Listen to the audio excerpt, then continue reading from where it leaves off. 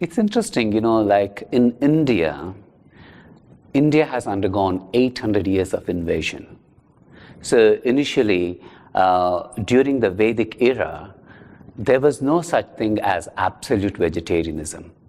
They still were allowed to eat meat, but with consciousness, to make the right decision, but not by intensive farming, not by actually through cruelty. So everything was seen as a food when it was absolutely necessary, not with making food a mass industry, which is what it became in India later. I think the reason why vegetarianism hasn't been continuing to be so strong in India, there are two reasons. One is during the medieval period that India had Mughal invasion. It was invaded by kingdoms from Turkey, from Afghanistan. Afghanistan, of course, was part of India then, but the Mughal invasions and foreign invasions introduced new values into people's diet, and that completely changed Indians' perspective about vegetarianism. So non-vegetarian or meat eating became part of Indian culture, which has lasted.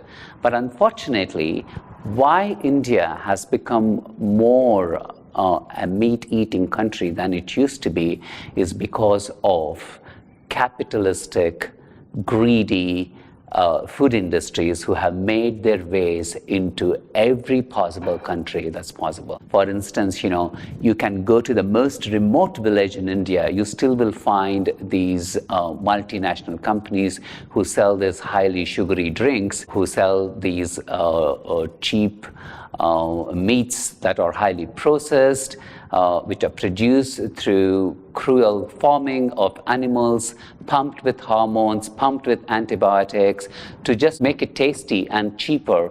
And this availability of cheap, tasty food in a developing country obviously will sway even the middle class to kind of go into eating meat as opposed to choosing vegetarianism, though they know that that's more healthy. So obviously, when food becomes an industry, we actually are destroying the society. And the main reason is in India, in the past, you basically ate very few ingredients in your food. It was local, it was seasonal, and in fact, you grew a lot of food yourselves, and you had your own family recipes that you used, and you never actually went outside of being self-sufficient. But because the culture today is, I can buy food, I can buy tasty food, I can buy food that's cheap and tasty, and that completely has corrupted our choices as humans in general, and of course, India is not an exception.